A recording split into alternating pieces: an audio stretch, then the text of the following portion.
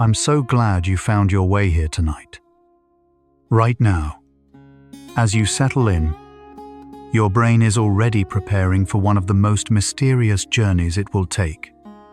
A journey where you might become aware that you are dreaming. Tonight, you'll discover what lucid dreaming quietly reveals about your mind, and understand why some doors in that world are better left unopened. Welcome to Sleepy Science. Wherever you are right now, perhaps lying in the gentle dark, feeling the weight of the day slowly lifting from your shoulders, allow yourself this stillness. We'll journey through 100 sleep science facts about lucid dreaming, from the first flickers of self-awareness inside a dream, to the hidden architecture of your sleeping mind, to the quiet boundaries that protect your rest and your waking self. This thoughtful journey through consciousness builds bridges between searching minds. A soft subscribe, like, or quiet share creates a pathway for more curious souls to find this peaceful space, and brings us closer to protecting this sanctuary for every tired mind who finds their way here. One peaceful night, one sleepy soul at a time. Your healing journey inspires ours. Let yourself settle completely here.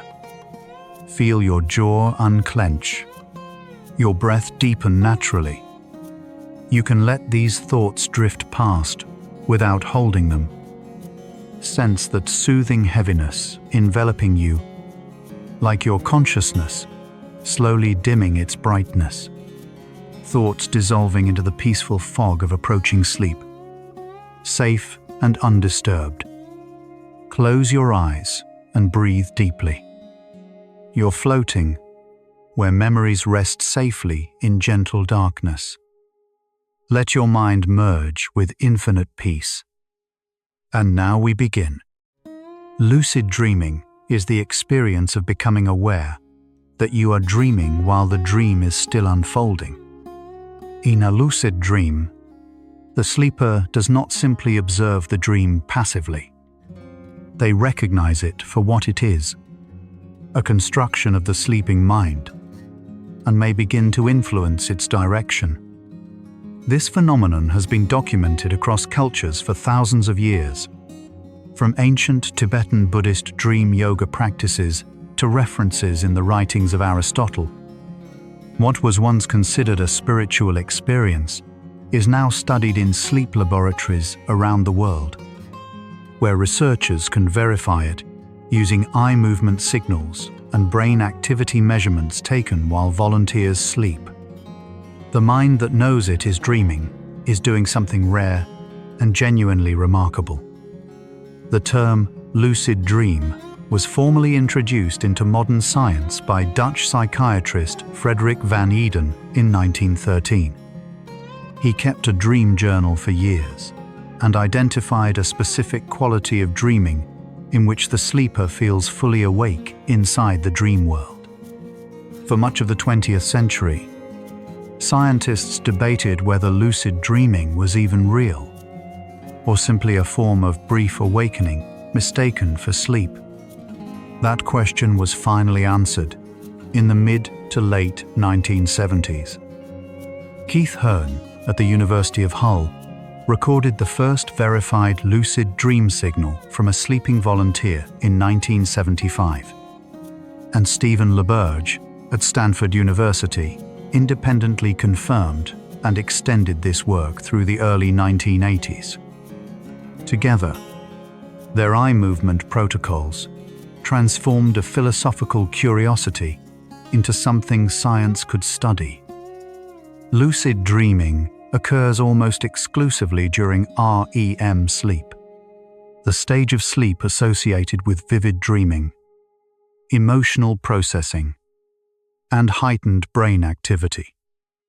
REM stands for rapid eye movement, named for the distinctive motion of the eyes beneath closed eyelids during this phase.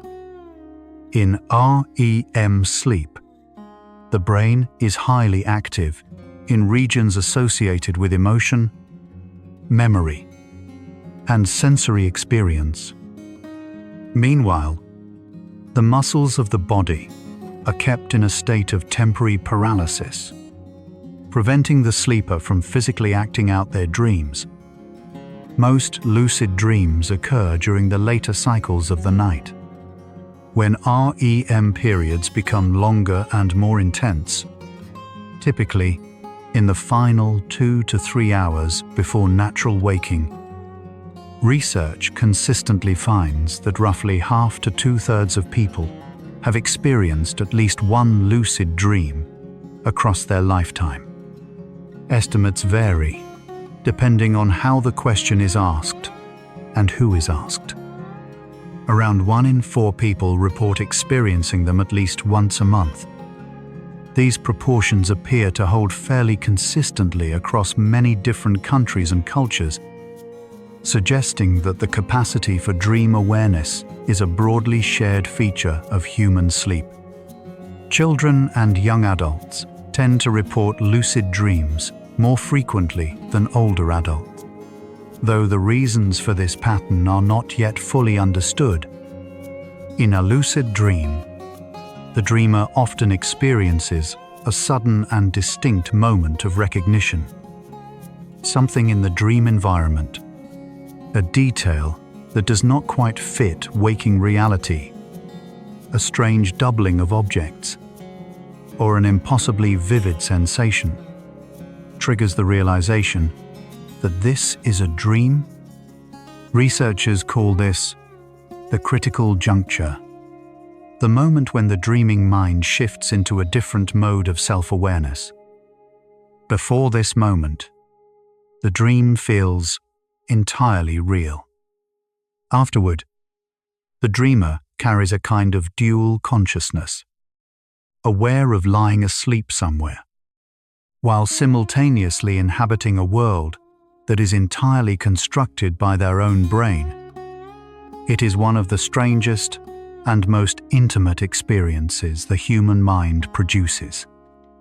The prefrontal cortex plays a central role in lucid dreaming.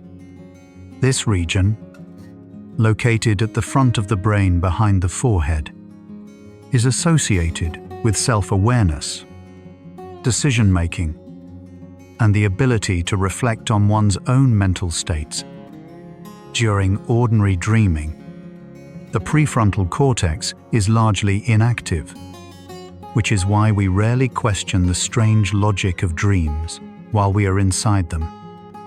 During lucid dreaming, this region shows a significant increase in activity.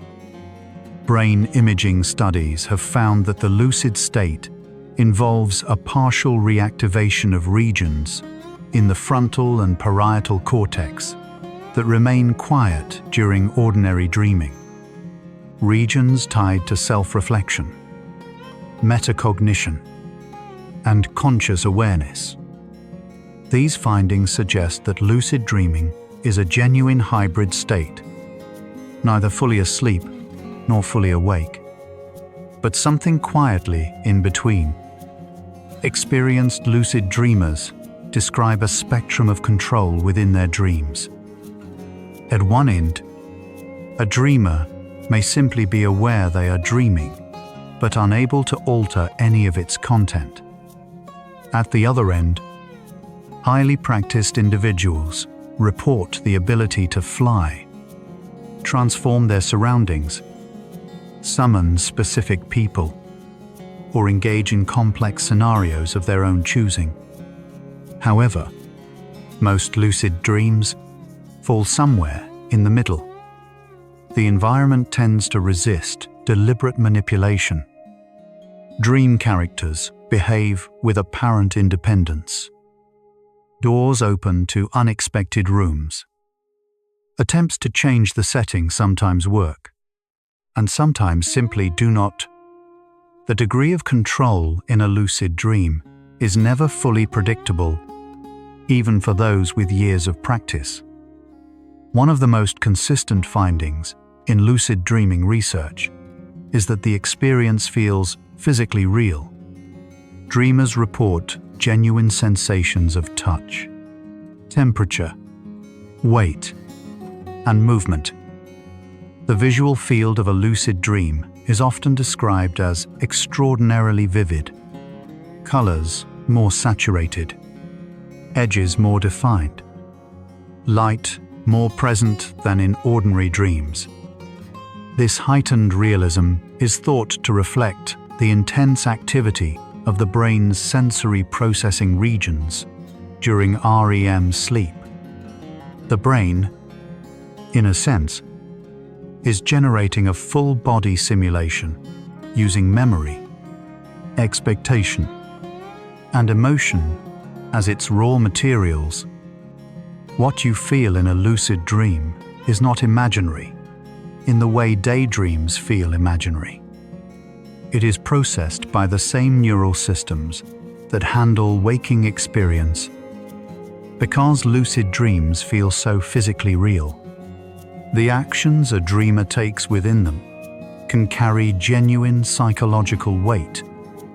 Researchers studying the intersection of lucid dreaming and emotion have found that emotionally intense experiences in lucid dreams, confrontation, losses, reunions, can produce real physiological responses. Heart rate and breathing patterns may shift in response. Waking mood can be affected for hours afterward. This is important context for understanding what the dreaming mind is. Not simply a passive theater. What happens inside it has consequences that reach into waking life. The boundary between dream experience and lived experience is more permeable than most people assume. This brings us to one of the most important questions the science of lucid dreaming raises. Because these experiences feel real and carry real psychological consequences, what a dreamer chooses to do inside a lucid dream genuinely matters. The dream may not be waking reality, but the brain processing it is real. The emotions generated are real, and the patterns reinforced or disrupted during the dream can shape the mind that wakes afterward. The idea that anything goes in a lucid dream, that it is a consequence-free space for every impulse, is one of the most widespread and consequential misunderstandings about this experience. Tonight, we follow the science toward a more nuanced understanding. One of the most commonly reported mistakes in lucid dreaming is attempting to fly too aggressively or move through environments with excessive speed and force. While flying is among the most frequently described and desired lucid dream experiences, researchers who study dream-induced physiological responses have noted that high-intensity physical activity within a dream, running, combat, rapid aerial movement, can measurably elevate heart rate and shift REM sleep toward lighter stages or brief awakenings. For individuals with anxiety sensitivity, these physiological escalations can trigger the dream into an anxious or chaotic direction, transforming a pleasant experience into something destabilizing.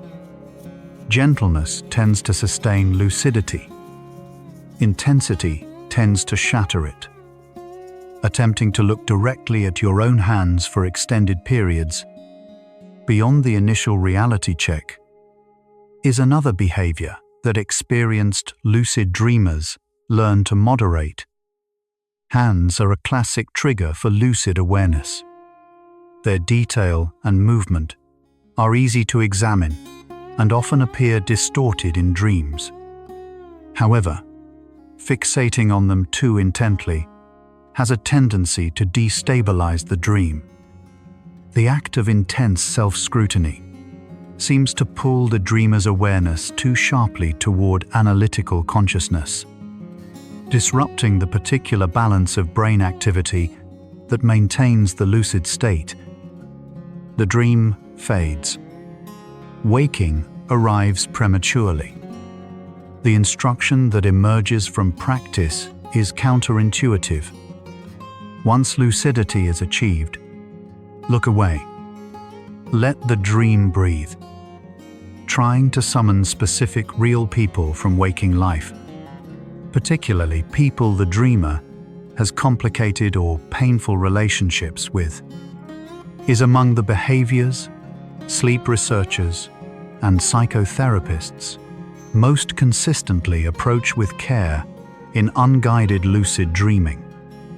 The figures that appear in response to such attempts are not those people.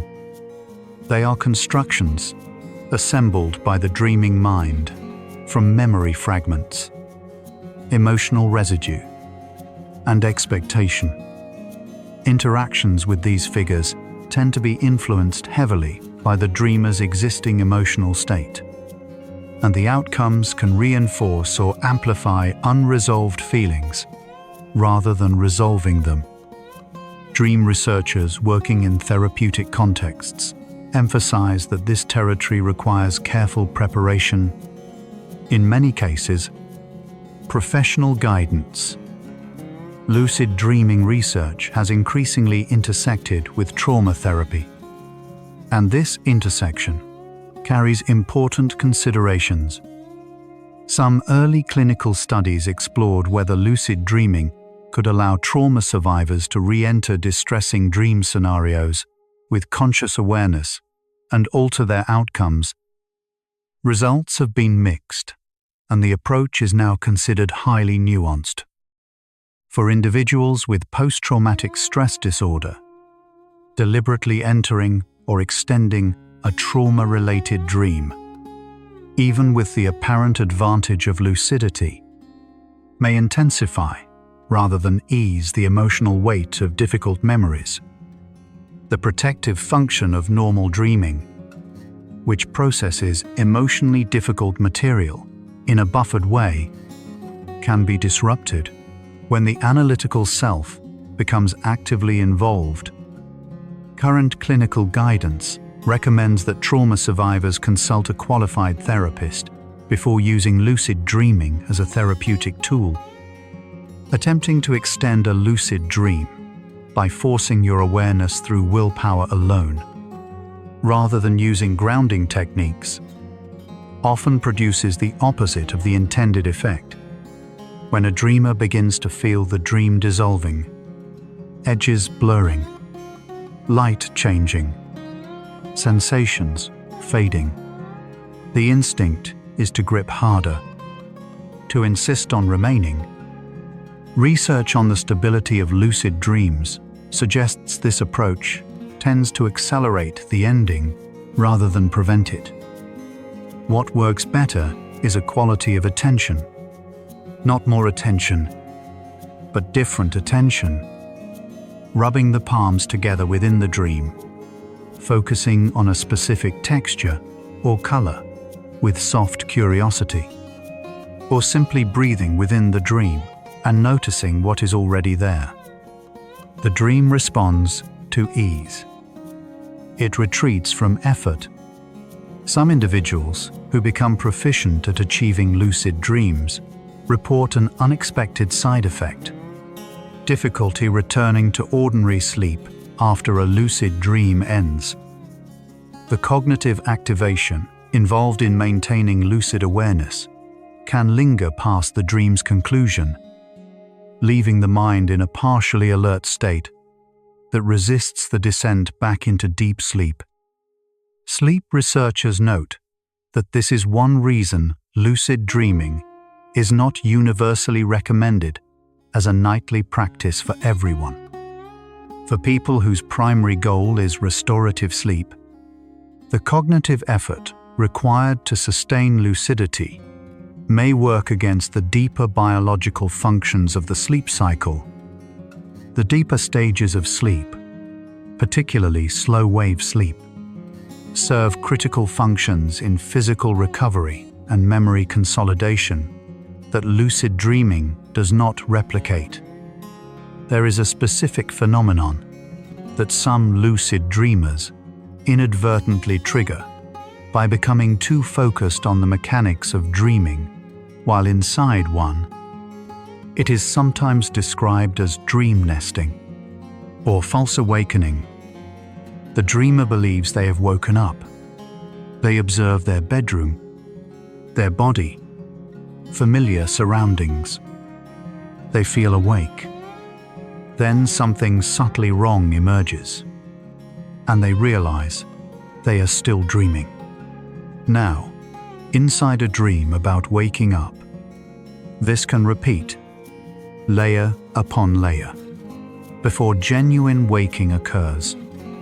For most people, this is merely disorienting. For some, particularly those prone to anxiety, the experience of not being able to trust the moment of waking can become unsettling and persist as a theme across subsequent sleep periods.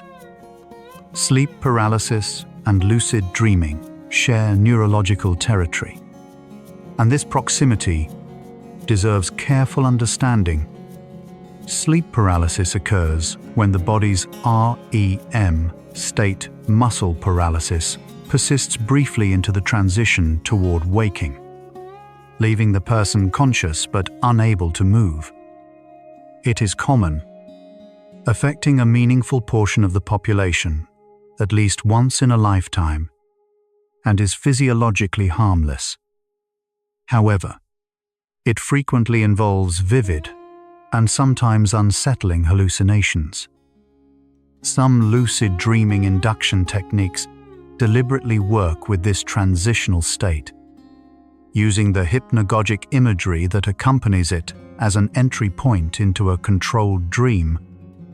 For individuals who find sleep paralysis difficult, attempting to use this technique without prior understanding can intensify rather than ease the experience. Acting out aggressive or forceful scenarios within a lucid dream is a behavior that a growing number of sleep scientists and psychologists approach with thoughtful caution.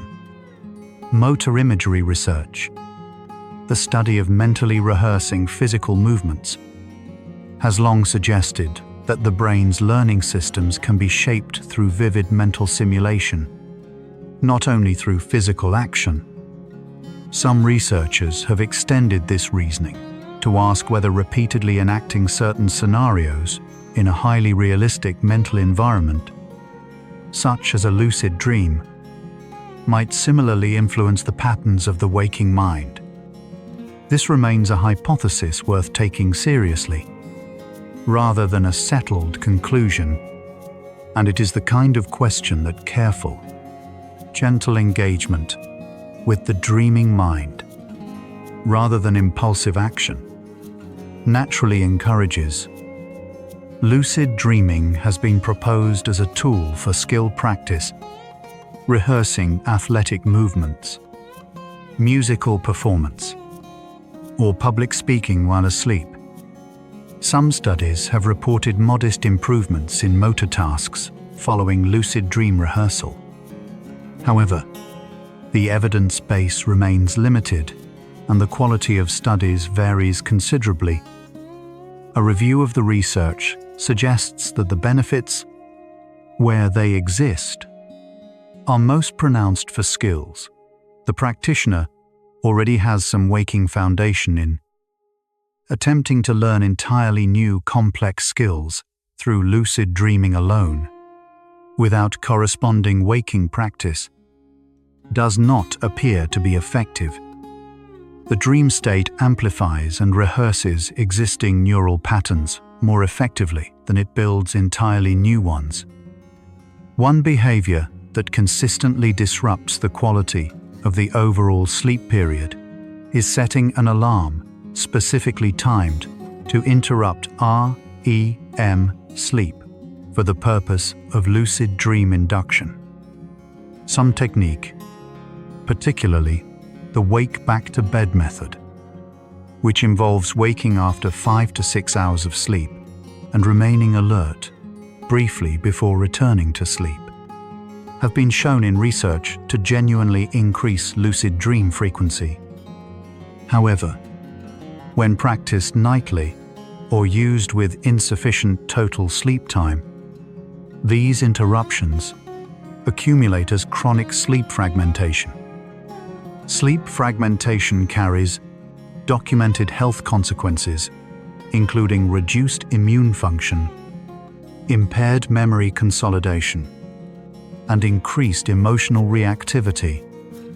Any induction technique that consistently reduces total sleep duration is trading one form of experience for something of considerably greater biological value. The use of supplements and substances to enhance or induce lucid dreaming is widely discussed and has received limited but growing scientific attention. Certain compounds that influence acetylcholine activity in the brain are sometimes explored in this context. Acetylcholine is a neurotransmitter with a well-established role in REM sleep regulation, and some preliminary research has examined these connections. However, the evidence for safe and reliable enhancement of lucid dreaming through supplementation remains thin. Substances that alter neurotransmitter activity carry risks that vary significantly depending on individual brain chemistry, existing health conditions, and interactions with other medications. Self-experimentation in this area is not something the current evidence supports as safe or predictable. There is an aspect of lucid dreaming that is less discussed but consistently reported by experienced practitioners. The moment of first achieving genuine lucidity in a dream can produce a powerful emotional response. The feeling of recognizing, with full clarity, that you are inside your own dreaming mind, that you are simultaneously the author and the audience of an entire world, is described by many as among the most profound experiences they have ever had. Some report tears. Some report a sense of expansion too large to hold. Some feel a quality of wonder that persists for days. The science does not yet fully account for why this recognition carries such emotional weight, but the consistency of the reports across cultures and individuals suggests it touches something fundamental about human consciousness. Lucid dreamers sometimes report encounters with dream figures who behave in ways that feel genuinely independent. Figures who say things the dreamer did not consciously intend, who resist the dreamer's attempts to control them, who offer information or perspectives that feel surprising or even revelatory. The psychological interpretation of these experiences is the subject of ongoing research.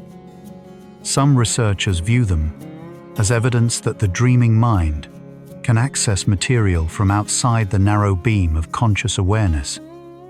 Memories, pattern recognitions, emotional knowledge stored in nonverbal neural systems. Others interpret them more conservatively as the predictive outputs of the brain's social simulation systems. What they are not, the evidence clearly suggests, is contact with anything outside the dreamer's own mind. These early facts establish a map for understanding what lucid dreaming genuinely is: a state of heightened self-awareness within REM sleep, made possible by partial reactivation of the brain's frontal and parietal regions, producing experiences that feel physically real and carry real emotional and physiological consequences. The question of what not to do in a lucid dream is not a list of arbitrary rules. It emerges directly from the science of how dreams work, what the dreaming brain is actually doing. and how those activities connect to the waking mind they belong to. As we continue tonight, the science deepens, and the picture becomes clearer. Take a deep breath and feel this. Right now, as you rest, your brain is doing something that no other known structure in the universe can do. It is creating experience, not recording it, not processing it, creating it every night. In the quiet dark of sleep, your mind assembles entire worlds from the residue of your days. Feel that for a moment. Every thought you've had, every face you've loved, every place you've stood, all of it is stored somewhere in the vast network behind your eyes. And in sleep, it breathes. You are carrying an entire library. And tonight, it is gently sorting itself. Now we continue. The relationship between lucid dreaming and emotional regulation is one of the most active areas of current sleep research. Some studies have found that people who experience frequent lucid dreams also report higher levels of a trait called reflective awareness, the ability to observe their own emotional states without being fully overwhelmed by them. This correlation has been interpreted by some researchers as suggesting that the mental habit of noticing one is dreaming may cultivate a more general skill of stepping back from experience to observe it. However, the direction of this relationship is not yet clear. It may be that reflective individuals are simply more likely to notice their dreams, rather than dreaming being the cause of greater reflective capacity. One of the clearest findings in lucid dream research concerns the relationship between lucidity and nightmare relief. Recurring nightmares are among the most common and distressing sleep difficulties, affecting a meaningful portion of people who have experienced trauma or who live with high anxiety. Several well-designed clinical studies have found that the ability to achieve lucidity during a nightmare, even without fully controlling the dream's content, can reduce the intensity of the experience and interrupt the cycle of nightmare recurrence. Simply knowing one is dreaming, even in a frightening dream, appears to reduce the threat response. The awareness itself acts as a buffer. This is one of the most clearly supported therapeutic applications of lucid dreaming. The other side of nightmare relief is a pattern some researchers have observed. For certain individuals, particularly those with generalized anxiety, achieving lucidity within a dream does not produce calm. It produces a different and sometimes more unsettling quality of distress. The realization that one is dreaming can trigger anxious self-questioning, thoughts about whether it is possible to wake or whether the waking itself can be trusted. These loops can intensify the emotional tone of the dream in an unhelpful direction, turning what might have been a neutral experience into something difficult. This pattern highlights why lucid dreaming is not a uniformly positive experience for all individuals, and why gentle preparation matters more than technique alone. A behavior that experienced lucid dreamers consistently approach with care is attempting to wake yourself from a lucid dream by force, closing your eyes within the dream, attempting to physically move your sleeping body, or deliberately seeking discomfort to trigger waking. These strategies are unreliable and can produce the very false awakening phenomenon described earlier. Sleep researchers note that if a dreamer wishes to exit a lucid dream, the most reliable approach is simply to relax all effort Allow the dream environment to fade naturally and let sleep do what it does. Resisting the dream to end it is, paradoxically, one of the more effective ways to deepen it.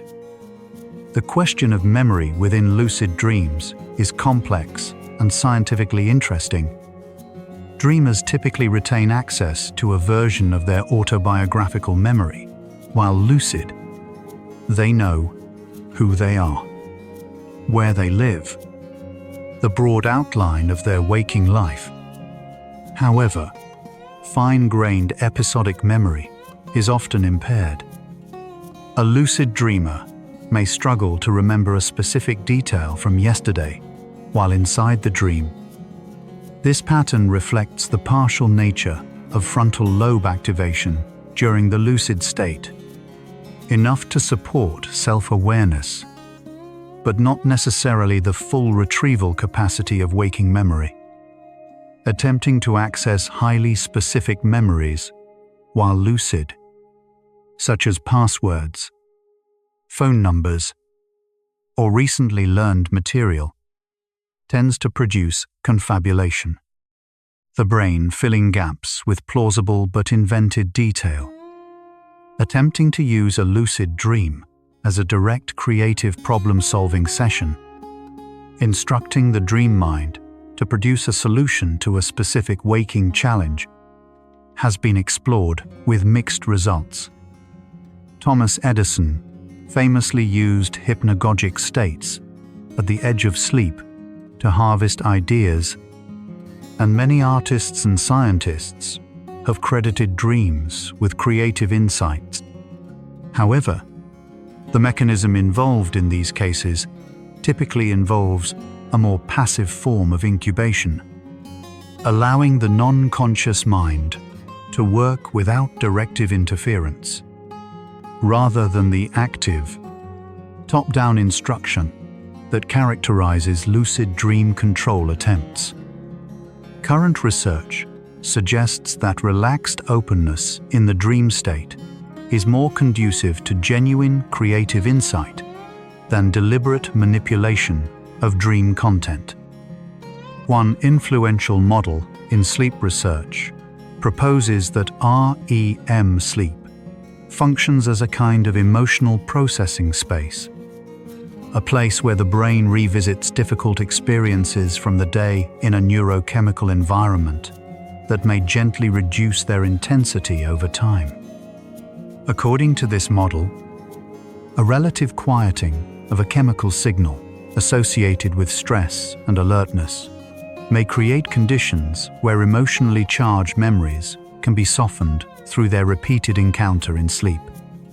Lucid dreaming, by reactivating frontal cortex systems associated with conscious analysis, may partially alter this neurochemical environment, potentially affecting the emotional processing that would otherwise unfold on its own. This remains a hypothesis under active investigation rather than a settled conclusion, but it raises genuinely thoughtful questions about what we may be quietly adjusting when we bring waking-style awareness into the dreaming state. One of the more quietly sobering findings in lucid dreaming research involves individuals who develop a pattern in which the appeal of the dream world begins to reduce motivation for waking life engagement. This pattern is not common, but it has been documented in case studies and surveys of active lucid dreaming communities. The experiences available in a lucid dream: freedom from physical limitation, the ability to visit idealized environments, interactions with imagined versions of people, for some individuals, create an implicit comparison that makes ordinary waking experience feel diminished. Researchers suggest that anyone who notices this pattern emerging gently step back from the practice for a time and return attention toward waking life with the same curiosity they brought to their dreams. The use of reality checks, habitual tests performed during waking hours to determine whether one is dreaming, is among the most widely taught lucid dreaming induction techniques. Common reality checks include attempting to push a finger through the palm of the other hand, examining digital clocks or text for stability, or counting fingers. The logic is that if the habit is deeply ingrained, it will eventually be performed within a dream, where physical impossibilities or textual instability will signal the dreaming state. Research suggests these techniques can genuinely increase lucid dream frequency with consistent practice over weeks. However, performed too frequently or with an anxious quality, reality checks can bleed into waking life in ways that make ordinary perception feel less reliable. Sleep researchers have noted an interesting pattern among highly experienced lucid dreamers. Many of them eventually reduce the frequency of their practice, not because they cannot achieve lucidity, but because they develop a more nuanced appreciation for the value of ordinary dreaming. Ordinary dreams, allowed to unfold without conscious intervention, serve the brain's housekeeping functions most efficiently. They process emotion, consolidate memory, and rehearse social and physical scenarios in ways that support waking functioning. The experienced lucid dreamer often arrives at a kind of respectful restraint, choosing when to become aware and when to simply rest, recognizing that the sleeping mind serves purposes that conscious intervention does not always improve. One behavior specifically identified in recent psychological literature as deserving careful consideration is the deliberate summoning within a lucid dream of deceased loved ones. The impulse is entirely understandable. Grief is among the most profound human experiences, and the dream state offers what can feel like genuine proximity to those who are gone. However, psychologists working with grief have observed that repeated lucid dream encounters with deceased individuals can, in some cases, complicate rather than support the grieving process. The figures encountered are memory constructions, assembled from love and loss and longing. The emotional intensity of those encounters can maintain attachment in ways that slow the natural movement toward acceptance. The architecture of the brain during REM sleep involves a fascinating quieting of what is called the default mode network's self-referential processing, the system responsible for the continuous narrative of self that characterizes waking life. This partial quieting of the self-narrative is thought to be one reason ordinary dreams often feel like they are happening to us, rather than by us. Lucid dreaming partially restores self-referential processing, and this restoration is the foundation of the experience's appeal. But it also means that the particular mode of consciousness available in ordinary dreaming, more fluid, a less defended, more associative, is gently reduced. The fully aware dreamer is in some ways less open to what the dream is naturally doing. The brain activity underlying lucid dreaming remains one of the more actively debated questions in sleep science. For many years, researchers believed that gamma wave activity, fast oscillations associated with focused awareness, was a defining signature of the lucid state. More recent and larger studies, using pooled data from multiple laboratories and more careful signal processing, have found that earlier gamma findings may have partly reflected movement artifacts from the dreaming eyes themselves, rather than purely neural activity. What does appear consistently across studies is a reduction in slow, deep sleep wave patterns during lucid states, alongside changes in connectivity between frontal and parietal regions. The picture is still forming, still being refined, which is itself a quiet reminder that the science of the sleeping mind is young and genuinely open.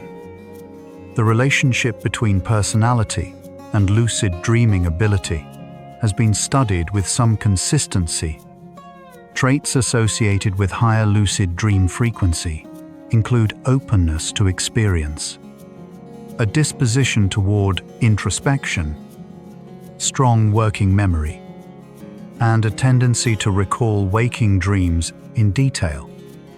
People who keep dream journals, recording their ordinary dreams immediately upon waking, tend to develop greater access to their dream world generally and to report more frequent lucid dreams over time.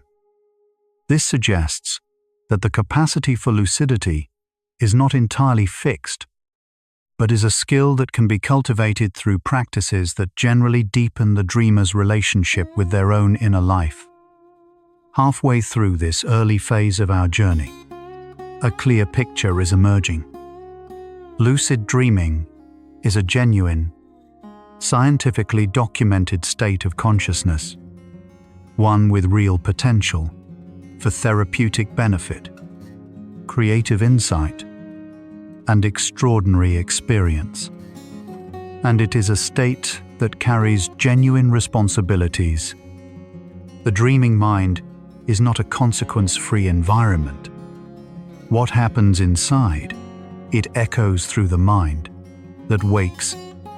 What we choose to do with awareness, in dreams as in waking life, shapes us, quietly and continuously.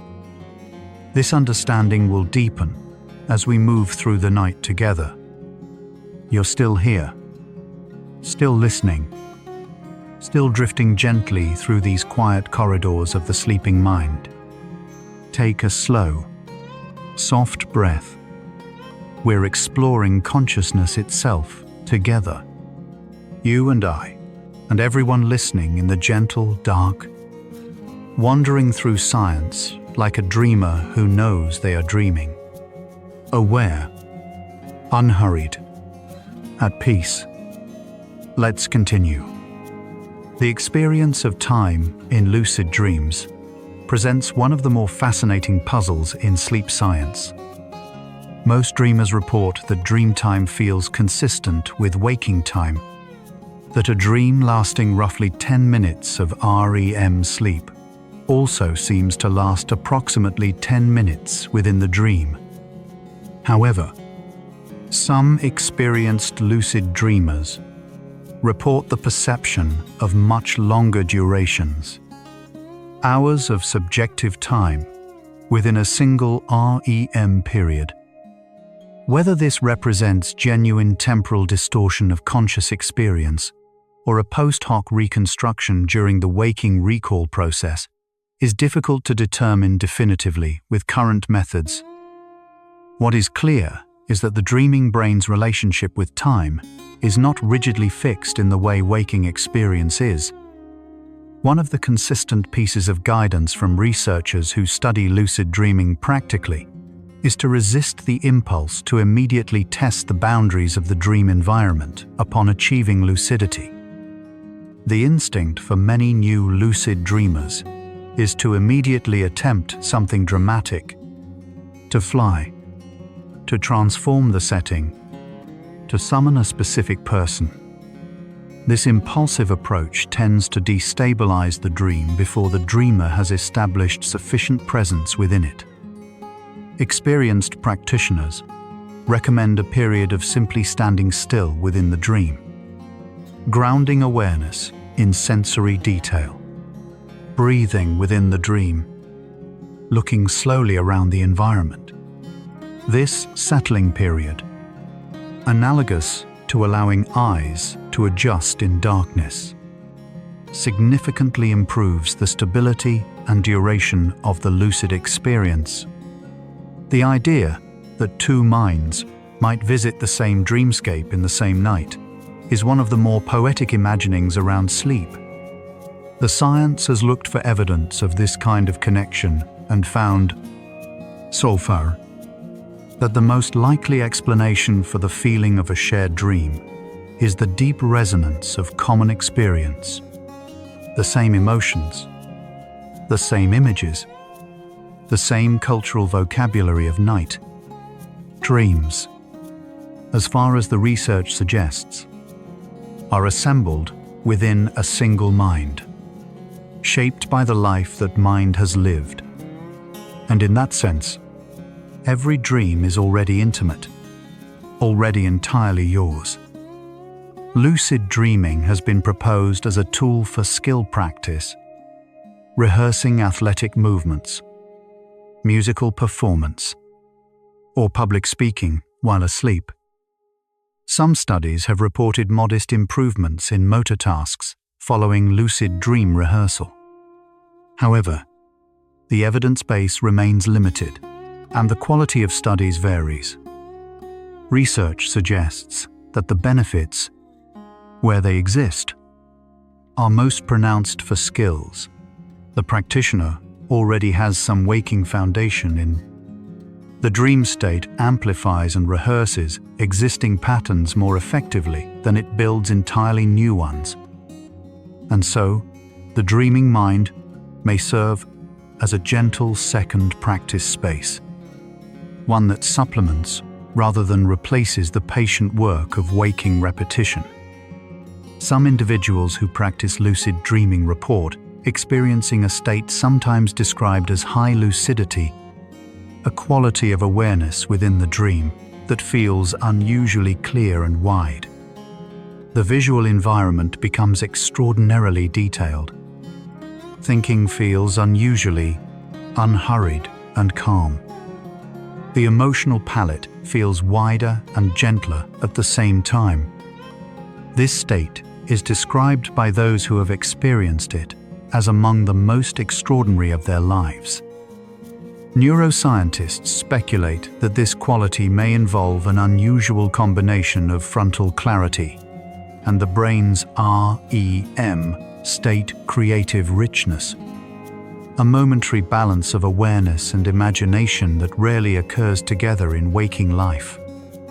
The question of lucid dreaming and contemplative experience is one where science and human meaning-making meet in particularly interesting ways.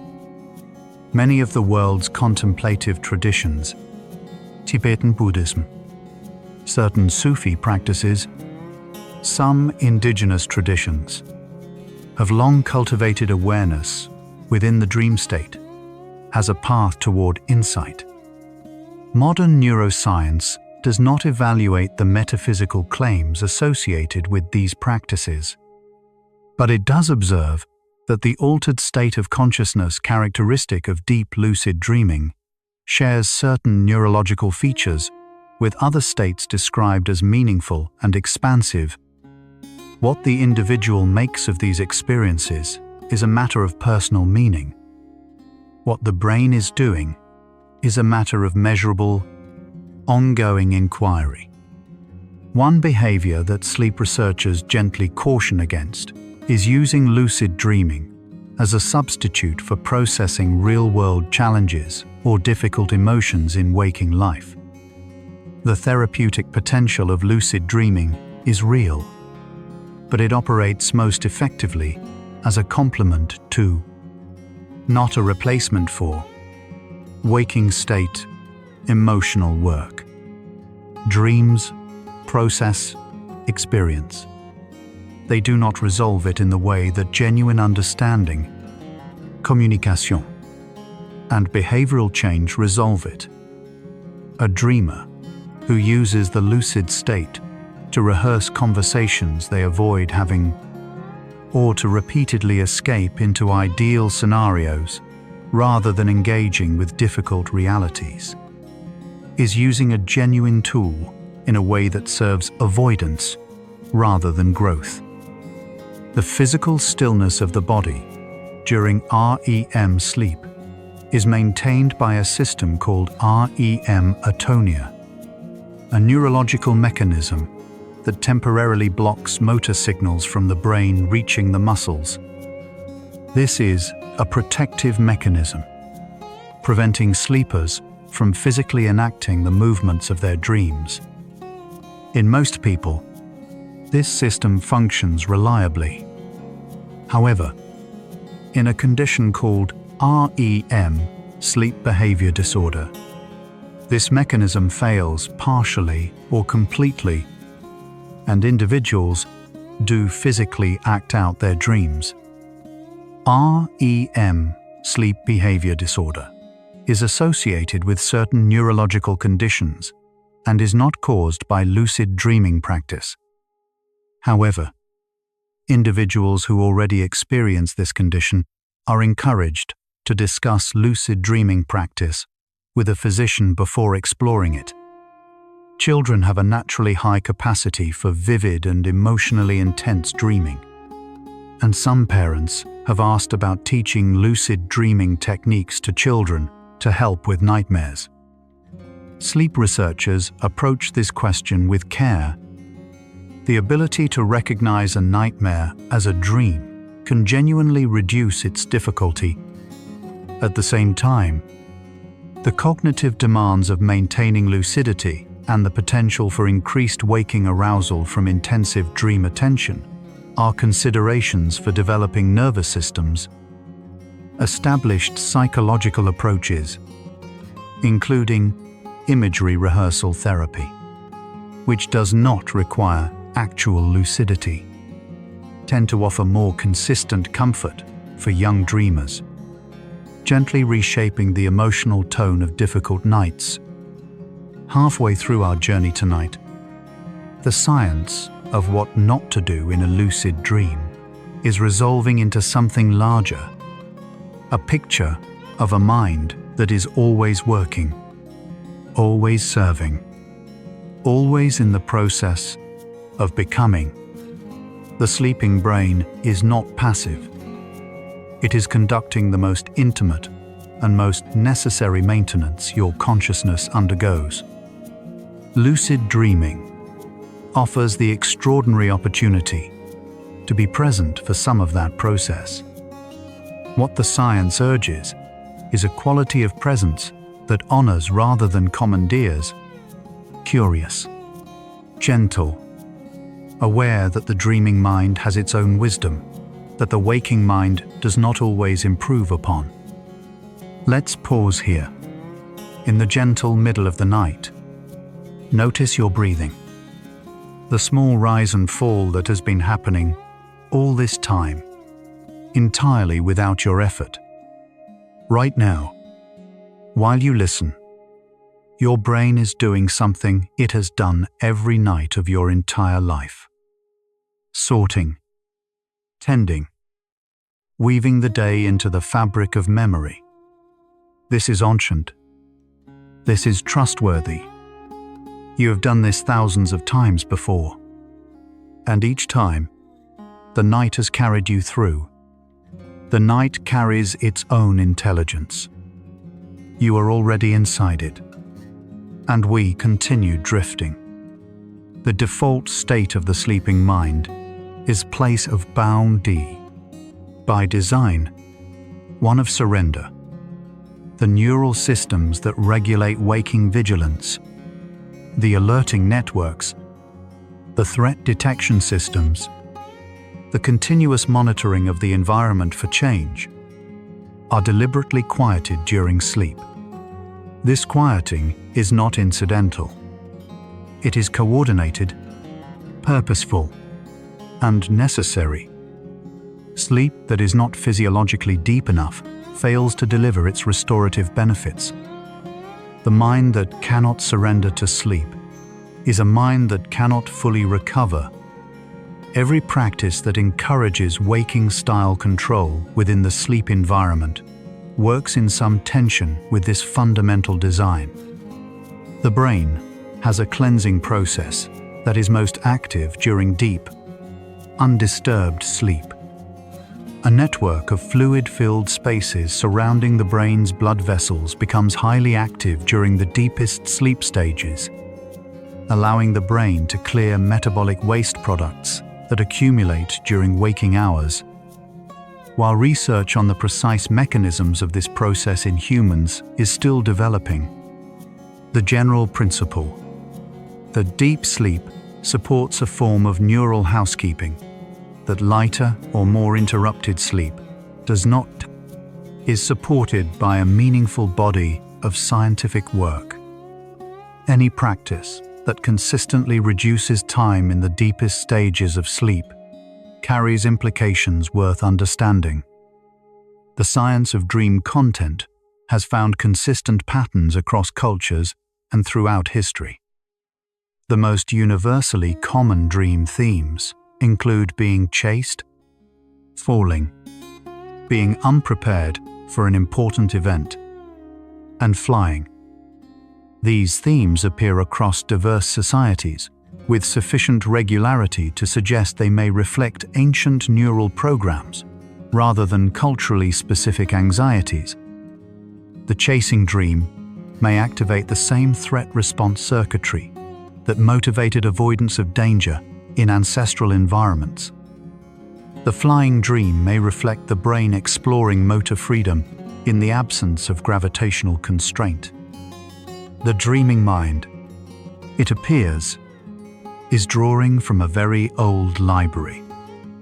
Blind individuals who have been blind from birth do not experience visual imagery in their dreams.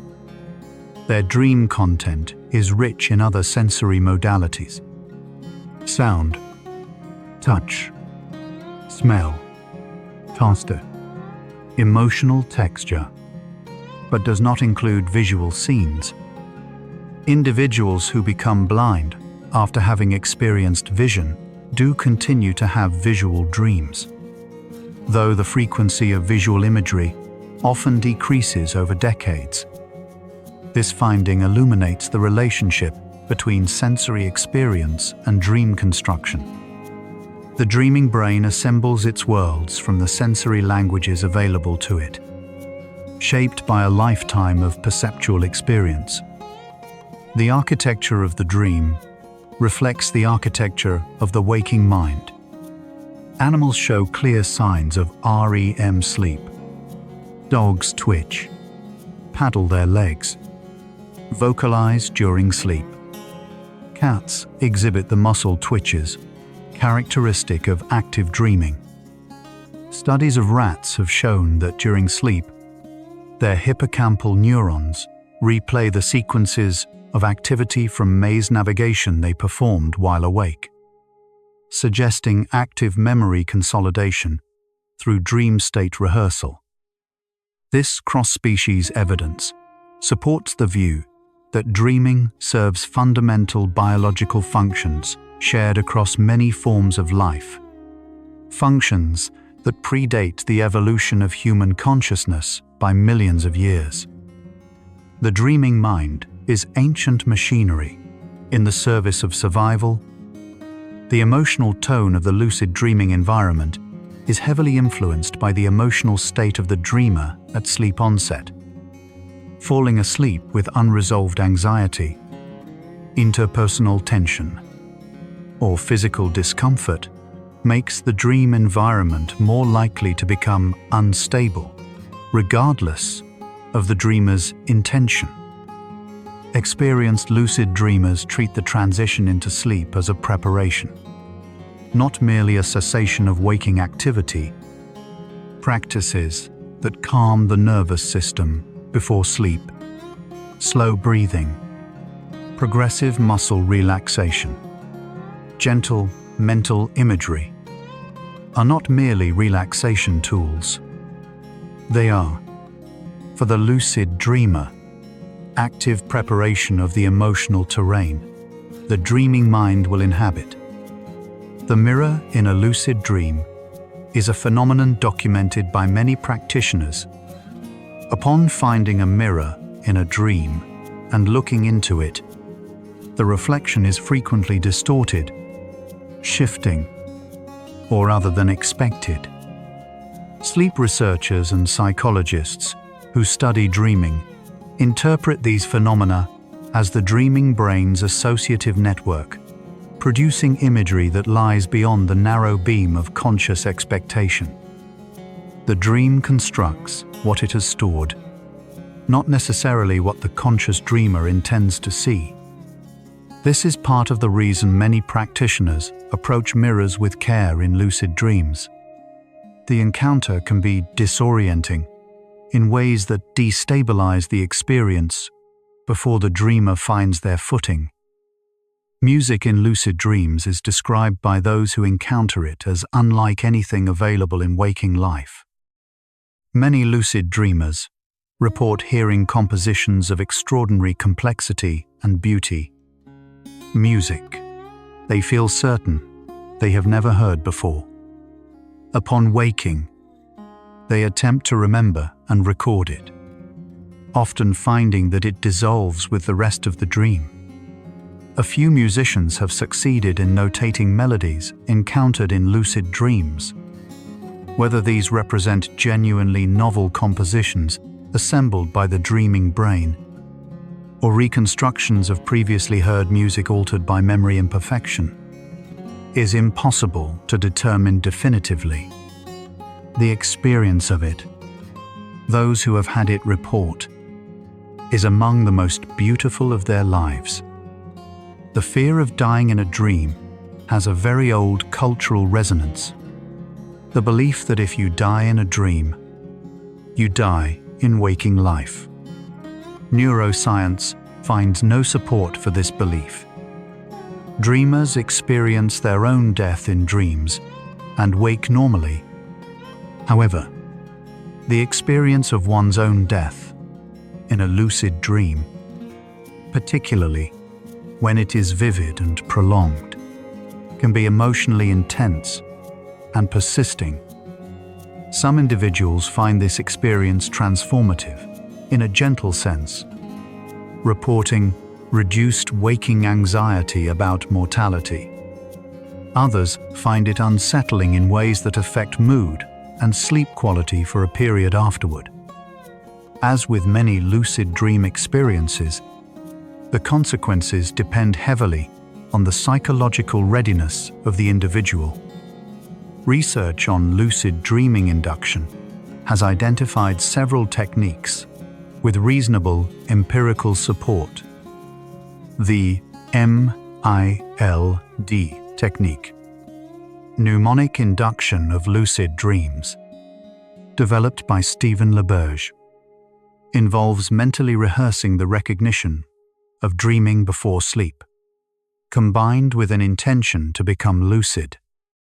The WILD technique, wake-initiated lucid dream, involves maintaining continuous awareness through the transition from waking to sleep, allowing the dream to form around a preserved conscious thread. The wake-back-to-bed method increases lucid dream frequency by re-entering sleep during a period of heightened REM activity. Each of these techniques has been studied to varying degrees, and each requires consistent practice over time rather than yielding immediate results. Lucid dreaming frequency appears to decline with age in most people, even without any reduction in effort or interest. Researchers attribute part of this pattern to age-related changes in sleep architecture. Specifically, a natural reduction in REM, sleep duration, and intensity across the adult lifespan. Total REM sleep time decreases from adolescence onward, and the depth and vividness of REM experiences tends to diminish correspondingly. This does not mean lucid dreaming becomes impossible with age, but it does suggest that the physiological conditions that make it most naturally accessible are more present in younger years. The relationship between lucid dreaming and the practice of meditation has been explored with genuine scientific interest. Experienced meditators tend to report higher frequencies of lucid dreaming than non-meditating comparison groups. Both practices involve cultivating a specific quality of meta-awareness, the ability to observe experience as it unfolds, without becoming entirely absorbed in it. The skills developed in meditation: witnessing attention, gentle, non-identification with mental content, returning again and again to present moment awareness, appear to translate into the dream state in ways that support the spontaneous recognition of dreaming. Practices that explicitly cultivate awareness of the transitional states between waking and sleeping may be particularly relevant. The question of what dream figures represent has occupied psychologists for generations. Contemporary sleep researchers tend to approach dream figures as products of the brain's social simulation system, the same neural networks that handle waking social cognition and the modeling of other minds. In this view, dream figures are not symbols to be decoded, but simulations to be understood as outputs of the brain's ongoing modeling of social reality. They behave as the brain predicts they would behave, based on everything it knows about real and imagined people. This understanding is gentle and useful for the lucid dreamer. The figures encountered are not independent agents. They are, in a meaningful sense, aspects of the dreamer's own knowledge and care. The value of dream journaling extends beyond its utility as a lucid dreaming induction tool. Regular dream recording has been found to increase overall dream recall, strengthen the dreamer's relationship with their own inner life, and provide material for self-reflection that waking introspection alone often does not surface. Psychologists who use dream work as part of therapeutic practice do not require lucidity as a precondition for meaningful engagement with dream content. The ordinary dream, remembered and reflected upon with gentle curiosity, can illuminate emotional themes, unresolved tensions, and creative directions that the waking mind has not fully recognized. We are now moving through the later portion of our scientific exploration, and the understanding that has assembled itself is worth pausing to notice. Lucid dreaming is a genuine and remarkable capacity of the human mind. It is supported by neuroscience. It has real therapeutic applications. It offers experiences of extraordinary beauty and insight, and it is best approached with a quality of respectful awareness, not as a conquest of the sleeping mind, but as a conversation with it. The behaviors to avoid in a lucid dream are, almost without exception, behaviors that attempt to impose waking-style control over a process that serves waking life best when allowed to proceed in its own intelligence. The experience of physical sensation in a lucid dream, the texture of surfaces, the temperature of environments, the sensation of movement through space, is generated by the same sensory cortex that processes waking physical experience. Studies have shown that when a lucid dreamer makes a deliberate movement within the dream, the motor cortex activates in patterns that resemble those associated with actually making that movement while awake. The body is still. The brain is practicing. This is one reason why lucid dream rehearsal of physical skills has some scientific plausibility, even if the evidence for its efficacy remains limited and the field continues to refine its understanding. One of the most gentle and widely reported practices among experienced lucid dreamers is the habit of simply exploring the dream environment with gratitude and wonder, without attempting to alter or control it. Walking through a dreamscape with full awareness, noticing the quality of light, the texture of the ground, the sounds in the dream air, the faces of figures encountered, and engaging with all of it as a guest rather than a director. This approach is reported to produce some of the most profound and lasting positive experiences associated with lucid dreaming. It is also, perhaps not coincidentally, the approach most consistent with what the neuroscience suggests is the most harmonious relationship between waking awareness and dreaming intelligence. Some lucid dreamers report the spontaneous experience of seeming to receive information from outside themselves, a sense that something unexpected has arrived from beyond the dreamer's own intention. Sleep researchers interpret this as a product of the brain's capacity for dissociated processing, one part of the dreaming mind generating content that is experienced by another part as unexpected and externally sourced. The sensation of receiving rather than generating is real. The sense of wonder it produces is real. And the source of it, the evidence consistently suggests, is the dreamer's own extraordinarily complex and creative inner life.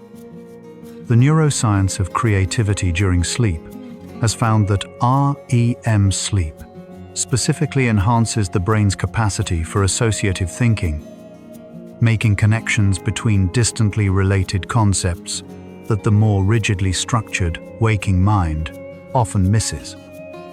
This capacity is one reason so many creative breakthroughs in art, science, and mathematics have been attributed to the dreaming state. The dreaming brain is not constrained by habitual patterns of association. It crosses boundaries freely. For the lucid dreamer interested in creative insight, the implication is to enter the lucid state with gentle openness rather than predetermined agenda, to watch what the dream connects rather than directing what it produces. A number of sleep conditions involve changes in the REM system that are worth understanding in the context of lucid dreaming. Narcolepsy, a neurological condition characterized by sudden transitions into REM sleep, is associated with unusually vivid and frequent dreaming, including a notably high incidence of lucid dreams. These connections between dream phenomenology and neurological conditions remind us that the capacity for dream awareness exists on a spectrum shaped by individual brain architecture, and that the diversity of dreaming experiences across people is rooted in genuine neurological variation. The intersection of lucid dreaming and chronic pain management is an area of emerging research.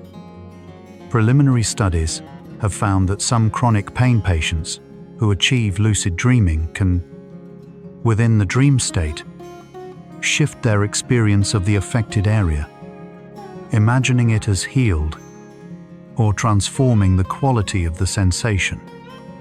Researchers interpret this through the framework of the brain's pain processing systems, which are known to be influenced by attention, expectation, and mental imagery. Lucid dreaming may offer an unusually immersive form of pain-directed mental imagery. The evidence base is limited, and the area requires much more research, but the direction of the findings is genuinely interesting. The architecture of a lucid dream is not limitless.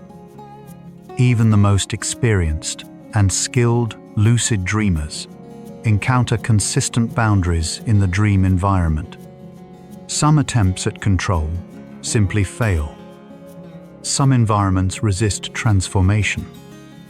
Some figures behave in ways the dreamer did not intend and cannot redirect.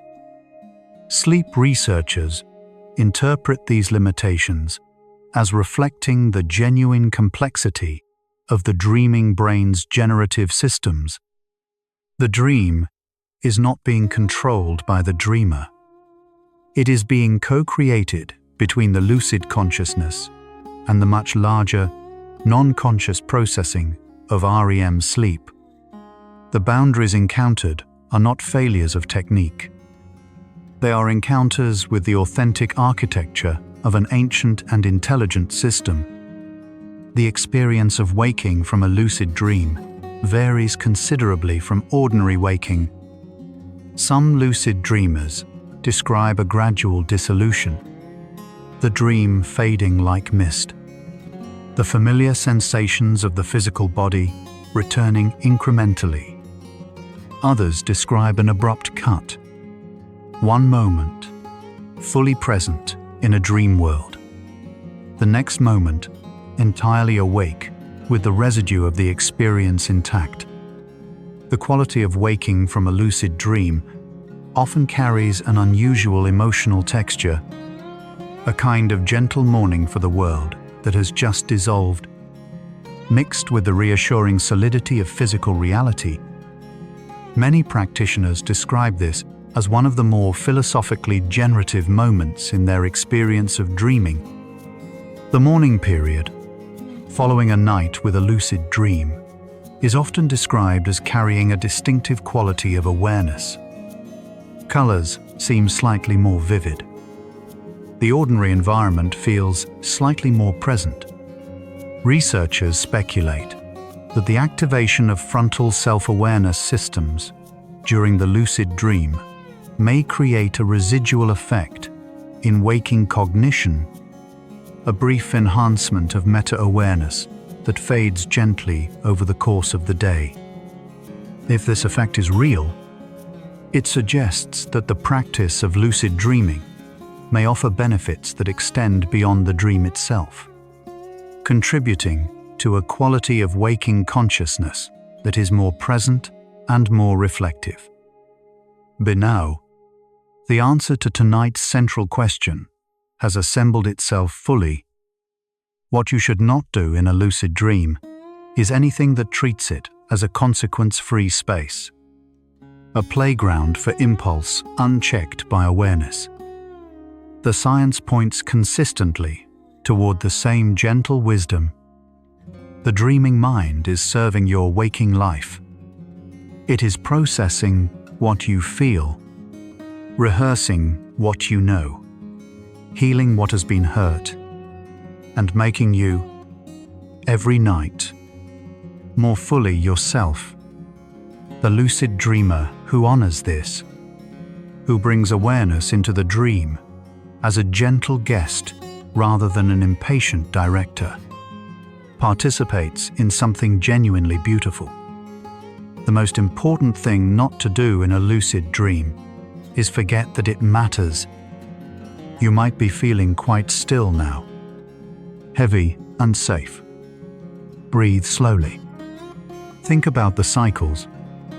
Your heart has beaten more times tonight than you can count. Your lungs have expanded and contracted in a rhythm older than thought. Your cells have gone on doing their ancient, quiet work, without your permission, without your interference, without your knowledge. You don't need to hold any of this. You can let tonight unfold exactly as it knows how to unfold, like a dreamer releasing the edge of the dream, like water returning to stillness. We're almost there now. Sleep is the oldest form of healing. The body knows. Long before language, long before medicine, the sleeping brain was already doing this work, repairing cellular damage, clearing chemical residue, softening what the day had sharpened.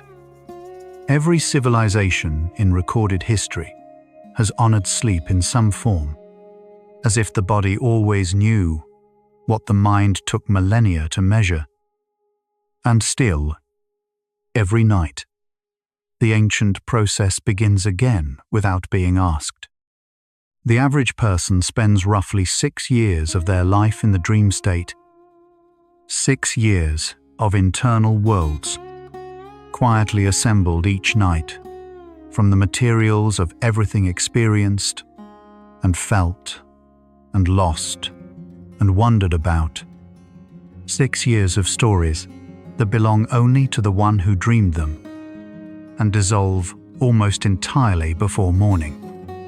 During REM sleep, the brain processes emotionally significant memories with particular care. The emotional intensity of difficult experiences is gently softened across nights of good sleep. This is not metaphor. Researchers have measured the change in how emotionally charged a memory feels before and after a full night of REM sleep, and found a consistent reduction in its raw sting. The sleeping brain is quietly tending to what the waking mind carries. Lucid dreamers who approach the experience with the gentlest intentions tend to have the longest and most stable lucid dreams. The dreaming mind rewards stillness. It extends itself toward openness. It welcomes the dreamer who arrives as a guest rather than an architect. Something about the quality of unhurried curiosity seems to satisfy a condition. The dream has always been waiting for someone to meet. A child's first memory of a dream is among the earliest records the mind keeps of its own inner life. Something noticed at the border of sleep and waking. C'est la sensation, a colère, a fatigue. The beginning of a relationship with one's own unconscious that will deepen and shift and sometimes surprise across an entire lifetime. The brain generates its dream worlds from memory, but the worlds it produces are never simply remembered, scenes replayed. They are always new, assembled from pieces of the past into something that has never existed before. The dreaming mind is always, in some sense, creating. It takes what it has been given and makes something no one has ever seen. In the quiet of deep REM sleep, the brain's emotional processing regions are among the most active in the entire sleeping period. The dreaming mind is not resting from feeling, it is feeling and learning from what it feels and becoming, with each night, a little more capable of holding what waking life asks it to carry. One of the most profound gifts of lucid dreaming is the visceral reminder it provides that the world you experience is always a construction of your own mind. Waking reality is also, in a meaningful sense, assembled by the brain from sensory signals and expectation and memory. This does not make either world less real. It makes both more wondrous. It suggests that the mind generating this experience is something extraordinary and that it is yours. The most commonly reported emotion following a positive lucid dreaming experience is gratitude. Not excitement, not pride, not the urgency of wanting to repeat it immediately. Gratitude. Something like the feeling of having been trusted with something rare and been gentle enough with it not to break it. The dreaming brain does not know what time it is. It does not know how old you are, how tired you have been, or how long the day lasted. It only knows what it has been given, and what it is capable of making from that. Tonight it has been given this quietness, and it is already doing something with it that you will feel without quite being able to name. Tomorrow morning, experienced meditators and experienced lucid dreamers often describe arriving through very different paths at something similar, an awareness of awareness itself, the quiet background presence that notices without judgment, the observer that is neither fully asleep nor entirely awake, an ancient stillness beneath the movement of thought that has, perhaps, always been there. Every night of your life, your brain has done this. Without instruction, without reminder, without failure, it has carried you through the dark and returned you to the light. This is not incidental. It is a gift so ordinary and so reliable that it is easy to forget it is a gift at all. Tonight it is worth remembering. Your brain creates entire worlds while you sleep. Every night, during REM sleep, your mind constructs vivid experiences from memory fragments, emotions, and abstract patterns.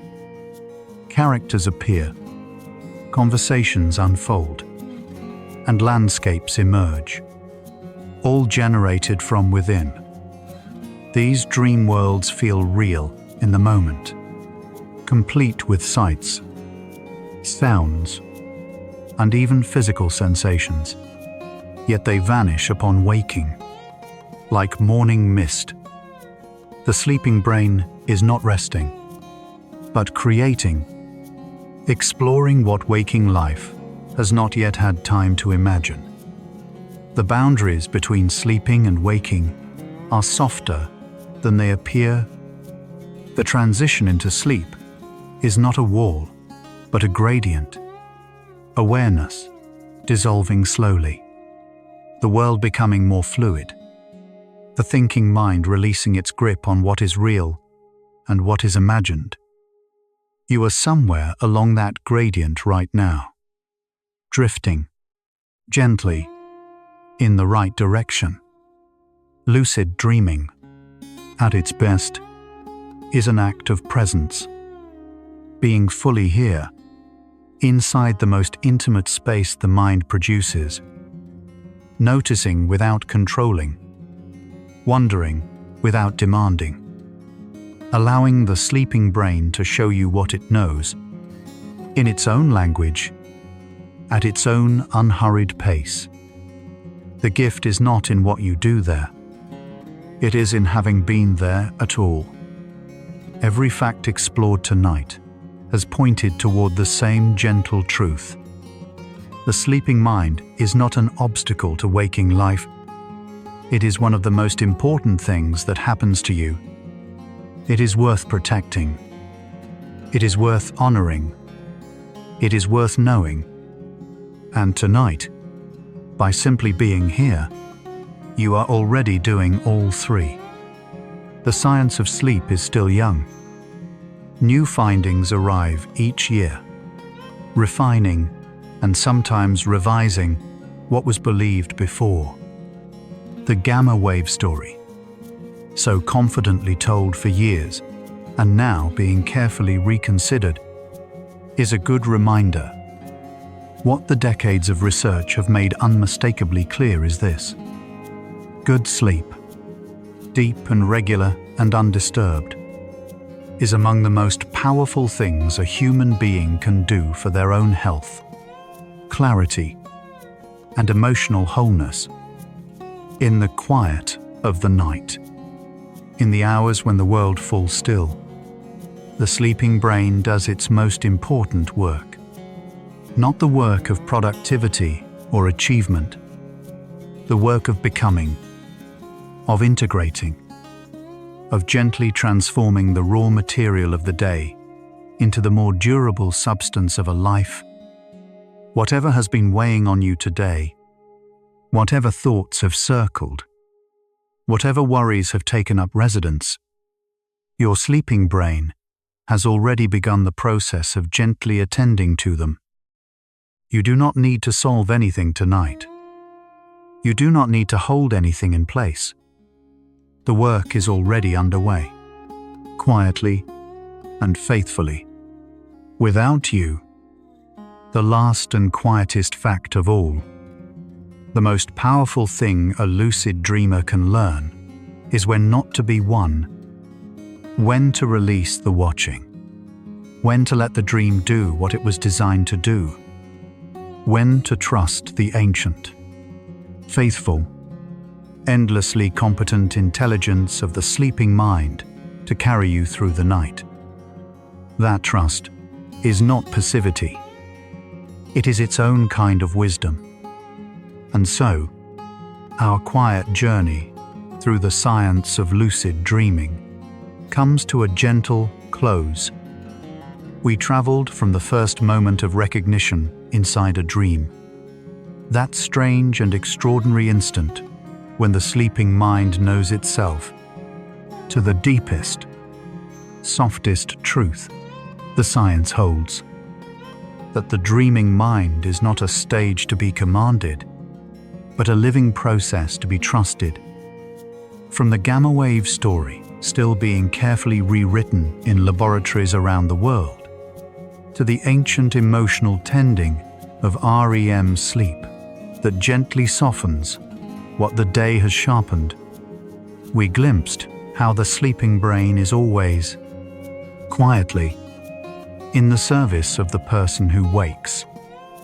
The question of what not to do in a lucid dream turned out to be, at its heart, a question about how to inhabit your own inner life with care. Lucid dreaming reminds us that consciousness is not a single thing, but a spectrum, and that somewhere in the deep quiet of sleep, parts of that spectrum overlap in ways that illuminate both. The mind that knows it is dreaming carries that knowledge gently back into waking life. A little more wonder, a little more humility before the mystery of what it means to be aware at all. By pausing to notice what the sleeping mind does, we glimpse the extraordinary in the most ordinary night of our lives. In these final minutes, take the deepest breath you can. As deep as possible, think about unity. Think about the consciousness that dreamed its first dream before language existed to describe it. Think about every sleeping mind tonight, in every time zone, in every kind of life, moving through the same ancient architecture of rest and dreaming. You are not alone in the universe of minds. Think about what the dream researchers found when they asked lucid dreamers what they felt at the moment of recognition. Not excitement, not power, but something quieter. Something like coming home. Let your entire being dissolve into that homecoming, into the ocean of consciousness that holds both waking and sleeping, into dreamless rest, into the space before thought. Prepare for deep sleep. No boundaries left, only peace. If this gentle exploration of what the dreaming mind knows helped you find stillness tonight, a soft like or subscribe could carry this kind of science to one more restless mind, searching for exactly this in the quiet dark. It only takes a moment, and it means more than you know. But there is nothing to do now. Nothing at all. The dreaming mind is still working, whether you are aware of it or not. Long before you learned what lucid dreaming was, your sleeping brain was already doing its most faithful work. Every single night of your life, without asking anything of you in return. You've traveled inward tonight. Through corridors most people never pause to notice. You touched the architecture of who you are and found it more intelligent, more gentle, more trustworthy than it perhaps seemed before. You can allow these thoughts of dreaming to fade now, like the last image of a lucid dream at dawn. Present, then softer, then simply part of everything, leaving only the quiet, unheld calm behind. Let your breathing deepen. Let your body feel heavier, as if all the thinking, all the noticing, all the gentle paying of attention has settled into your limbs like warm, still water, and is simply holding you. If sleep comes, let it carry you the way a lucid dream dissolves into deep sleep, not with force, not with decision, but with the effortless arrival of something that was always on its way, into a realm where time and weight no longer matter. If your eyes are still open, the next video is waiting for you, ready to continue the journey. But if they're closed, stay there. Stay in the darkness that feels safe and warm. Tomorrow, the dreaming mind will still be there, still tending, still weaving, still becoming. But tonight belongs to stillness.